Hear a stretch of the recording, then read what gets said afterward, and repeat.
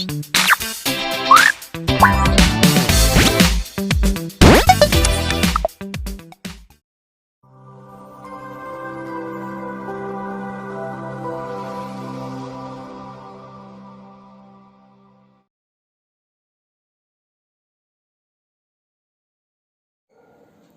नमस्कार। आज़ाद का अड्डा में मैं आपका दोस्त गुरमीत सिंह आज़ाद एक बार फिर आपके सामने हाजिर हूँ, एक नया मुद्दा लेकर, एक नया टॉपिक लेकर। लेकिन इससे पहले कि मैं आपको आज का टॉपिक और मुद्दा सुनाऊं, उससे पहले आप लोगों का बहुत शुक्रिया अदा करना चाहता हूं, क्योंकि जो मैंने पिछले वीडियो डाले हैं उनका आपने बहुत भरपूर सहयोग किया। आपने उसको लाइक किया, शेयर किया, सब्सक्राइब किया। मेरे जो सब्सक्राइबर्स हैं वो आज 87 पे पहुंच गए हैं। कहाँ मैंने 50 सब्सक्राइबर से शुरू किया था, और ये जो सब्सक्राइबर हैं ये मेरे ऑर्गेनिक सब्सक्राइबर हैं। मुझे बहुत अच्छा लगता है कि जब मैं कोई विषय उठाता हूँ और उसको जब फीडबैक मेरे को मिलता है उसका, तो वो बहुत ही बेहतरीन होता है। हालांकि कई लोग मेरे पास आकर कमेंट करते हैं, मेरे चैनल पे कमेंट नहीं करते हैं, या जो सोशल मीडिया के दूसरे साधन हैं वहाँ पर आकर वो अपने कमेंट करते हैं, या लेकिन यूट्यूब पे आकर कमेंट नहीं करते। उसकी शायद कुछ वजह ये भी है कि कभी कभी मैं बहुत तल्ख लहजे में मैं मुद्दों की बात करता हूँ, और मेरे में तल्खी इसलिए आ जाती है क्योंकि जो समाज मैंने देखा है, ये आज का जो 21वीं सदी का समाज है, ये बिल्कुल भी उस समाज को रिप्रेजेंट नहीं करता। ये समाज बिल्कुल वैसे उद्वेलित नहीं होता, ये वापस फाइट बैक नहीं करता, ये बस सुनता है, देखता है और फिर चुपचाप अपने दूसरे कामों में लग जाता है। ये चीज़ें मेरे को अखरती हैं और ये तल्खी इसी वजह से मेरे में आती है।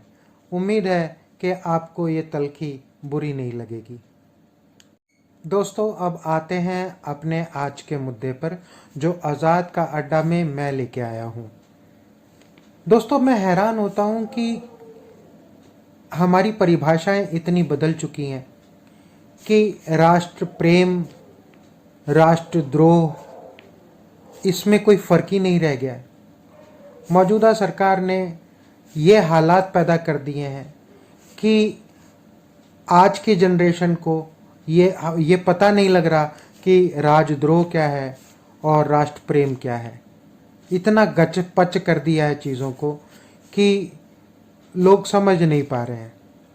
अभी आपके सामने एक ये जो मुद्दा लेकर आ रहा हूँ, एक नाम है अमृतपाल, जो कि 19 साल का था, जिसका नंबर 822005 था, जिसका रैंक अग्निवीर था, जो कि यूनिट जिसकी थी वो 10 JAK थी।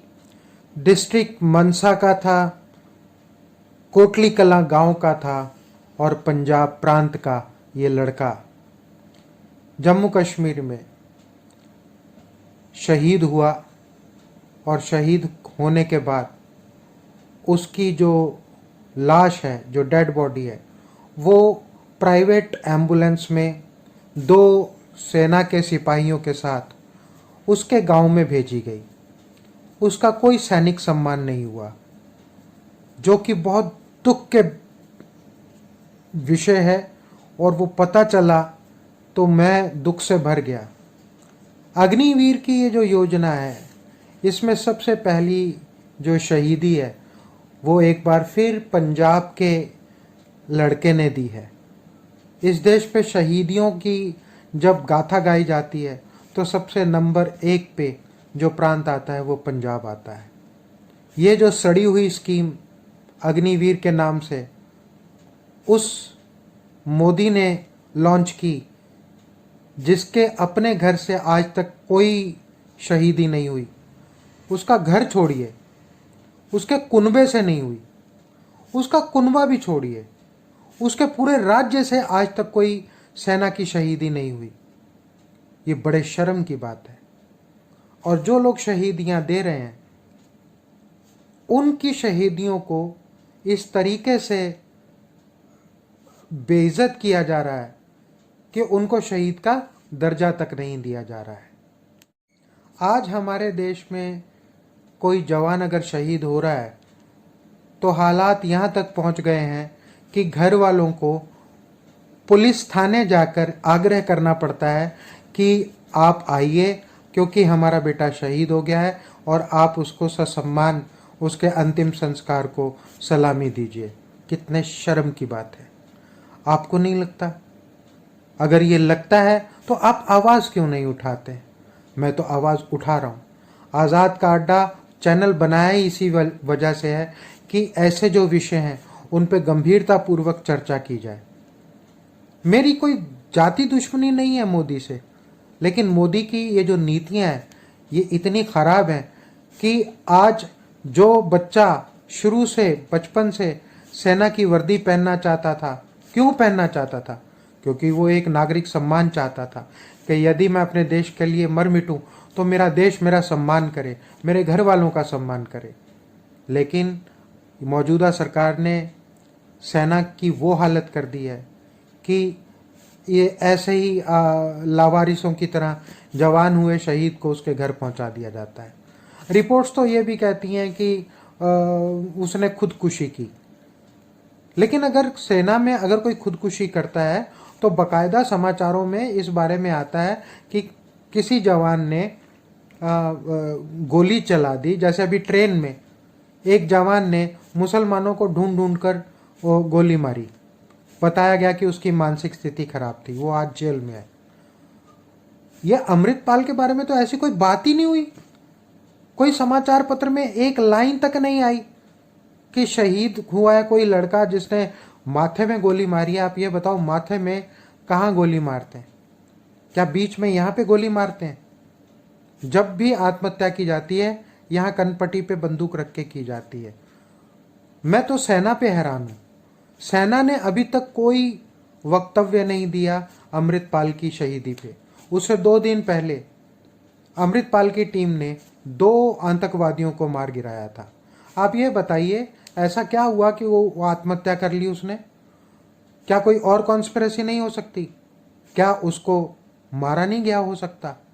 वहाँ पर उसकी कोई दुश्मनी हुई होगी, हो सकता है। इतने सारी चीज़ें हैं, उसके ऊपर स्पष्टीकरण कौन देगा? सेना क्या कर रही है? अग्निवीर में बस भर्ती कर लिया, उसके बाद जान दे दी तो उसको लवारिसों की तरह उसके घर जाकर पटक दिया। क्या यही सेना का कर्तव्य है? पूरी दुनिया में आज तक किसी भी सेना ने अपने सैनिक के साथ इतना बुरा बर्ताव नहीं किया जितना ये हमारी भारतीय सेना ने किया है। पंजाब का एक और लड़का अमृतपाल, जिसको ढूंढने में केंद्र सरकार और पंजाब सरकार ने एड़ी चोटी का जोर लगा दिया। फिर जब उसने आत्मसमर्पण किया तो उसको जेल कौन सी में भेजा? आसाम में। पकड़ा कहाँ गया? आत्मसमर्पण कहाँ हुआ? पंजाब में। उसके ऊपर केस कहाँ लगा? पंजाब में। उसके ऊपर आरोप कहाँ पर तय होने थे? पंजाब में। अब आप ये बताइए कि जब सारा काम पंजाब का था तो उसको आसाम की जेल में क्यों भेजा? मैं बताता हूं आपको, क्योंकि केंद्र सरकार की सरकार है आसाम में। पंजाब सरकार को वो उसको सुपुर्द नहीं करना चाहती थी और पंजाब की आम आदमी पार्टी सरकार का भी उसमें कोई इंटरेस्ट नहीं था। मैं मानता हूं उसने गलत काम किया, मैं ये मानता हूं उसने कोई ठीक काम नहीं किया, लेकिन कुछ तो अच्छे काम भी किए होंगे उसने। जैसे ये कहते हैं कि मोदी ने कुछ तो अच्छा किया होगा, मैं तो ये मानता हूं मोदी ने कुछ अच्छा नहीं किया। 370 की ये जो ढोंगी पीटते हैं वो भी कोई अच्छा काम नहीं किया। ये जब सरकार जाएगी तो आपको पता चलेगा कि 370 हटाने से क्या क्या गड़बड़ें हुई हैं वहाँ पर। लद्दाख के साथ कैसा व्यवहार हो रहा है, लद्दाख की क्या हालत कर दी है, जम्मू की क्या हालत हो गई है। जब ये सरकार जाएगी तो ये सारे गड़े मुर्दे उखड़ेंगे और वहाँ पर ये सारी चीज़ें फिर दोबारा से चर्चा की जाएंगी। आप याद रखना, ये जो मैं आपके सामने ड्राफ्ट कर रहा हूँ ये डॉक्यूमेंट्री, आपको ये बातें मेरी याद आएंगी। उसको पहुंचा दिया वहां, लेकिन जब आसाम में पहुंचा दिया, उसकी आज तक किसी मीडिया में कोई खबर नहीं है कि जिंदा है कि मर गया है, कि उसका जो ट्रायल है वो कौन से लेवल पे पहुंचा है, उसको क्या सजा हो रही है, उसकी चार्जशीट लगी है कि नहीं लगी है। ये बुरा बर्ताव सिखों के साथ ही किया जा रहा है। कौन से सिख? वो सिख जिन्होंने इस देश की रक्षा के लिए अपनी जान को हथेली पे रख के ऐसे ही वार दिया है। जिस देश की संपत्ति मोदी खा रहा है, अपने दोस्त अडानी को खिला रहा है, वो इन सिखों की कमाई हुई संपत्ति है। इस देश के उस गरीब का टैक्स पेयर का पैसा है जो ये अपनी ऐशो आराम में उड़ा रहा है, हराम खोरी कर रहा है। तो मुझे इस बात का बहुत दुख है और मैं चाहता हूँ कि आप लोग चर्चा कीजिए कि राष्ट्रवाद क्या है और राष्ट्रद्रोह क्या है। राष्ट्रवाद किसे कहते हैं? जो अपनी जान दे दे, क्या वो राजद्रोही है? क्या उसके साथ राजद्रोह किया जाएगा? या जो मलाई खाएगा, 5,000 करोड़ का हवाई जहाज खरीदेगा, वो राष्ट्र प्रेमी है? ये बहुत गंभीर विषय है, इस पे आपको चर्चा जरूर करनी चाहिए अपने दोस्तों से, यारों से, रिश्तेदारों से, समाज में जहां आप रहते हैं, मोहल्ले में ये चर्चा जरूर कीजिए, क्योंकि ये गाज एक दिन आपके सिर पे भी गिरेगी। आज तो एक लड़का गया है, अभी पता नहीं कितने लड़के जाएंगे। तो मेरी तो अपील है कि ये अग्निवीर की जो योजना है ये तुरंत वापस ली जाए। नमस्कार।